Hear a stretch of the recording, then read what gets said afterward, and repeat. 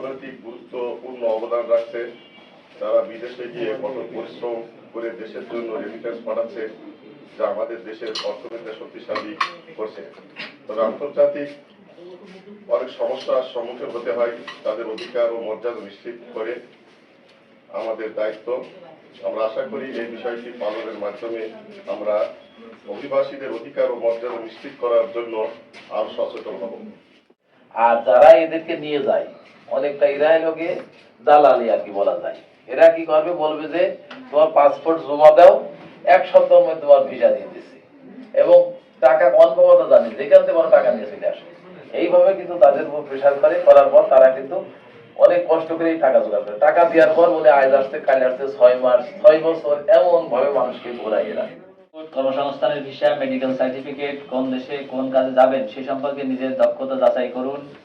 Demand letter, চুক্তিপত্র বা contract paper, গন্তব্য দেশের জন্য নির্ধারিত অভিবাসন ব্যয়, চাকরির বিবরণ, বেতন, অন্যান্য সুবিধাদি, মূল রিক্রুটিং এজেন্সির নাম, ঠিকানা, মোবাইল নাম্বার, ইমেইল ইত্যাদি, বিএমইটির ছাড়পত্র বা স্মার্ট কার্ড, বিমানের টিকিট, গন্তব্য দেশের দূতাবাস / হাই কমিশনের, শ্রম কল্যাণ উইং এর ঠিকানা, ফোন নম্বর, মোবাইল নম্বর, ইমেইল ইত্যাদি, জনশক্তি কর্মসংস্থান ও প্রশিক্ষণ ব্যুরো ঢাকা এর ওয়েবসাইট এবং তথ্য ও অভিযোগ কেন্দ্র সম্পর্কে ধারণা, ওয়েজ আর্নার্স কল্যাণ বোর্ড এবং প্রবাসী কল্যাণ ভবন রমনা ঢাকা এর কার্যক্রম সম্পর্কে অবহিত হওয়া।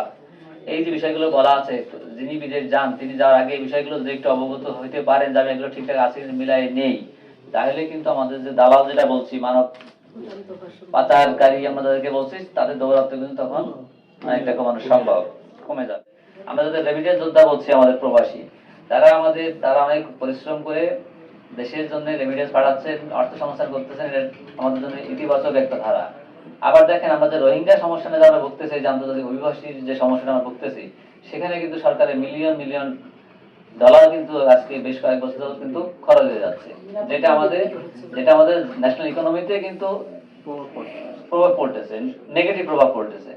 তো সেই বিষয়টা আবার দেখেন, এই যে সম্প্রদায়টা আছে, রোহিঙ্গা সম্প্রদায় যারা আছে আমাদের দেশে, তারা কিন্তু এই যে আমরা যে আলোচনা করতেছি, যারা কিন্তু এই যে কোনো বিষয়ে দক্ষ বা এরকম কোনো বিষয় নিয়ে তো আসে নাই, তার কারণে তাদেরকে যে আমাদের দেশে কোনো কাজে আমরা ইনভলভ করবো আমাদের ইকোনমিতে, সেটা কিন্তু সম্ভব হচ্ছে না। আগে তাদের দক্ষতা জনিত ঘাটতি, দ্বিতীয়ত তাদের কালচারাল ডিফারেন্স, তৃতীয়ত হচ্ছে আমাদের দেশের নিরাপত্তা জনিত বিষয়, কারণ তারা কোনো বৈধ কাগজপত্র নিয়ে আসে নাই।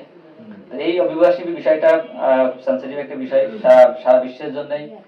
আমরা এখন দেখছি পৃথিবীর বিভিন্ন দেশে যুদ্ধ বিধ্বস্ত যে দেশগুলো, সেখানকার অনেক লোক পার্শ্ববর্তী দেশে মানবতা জীবনযাপন করছে।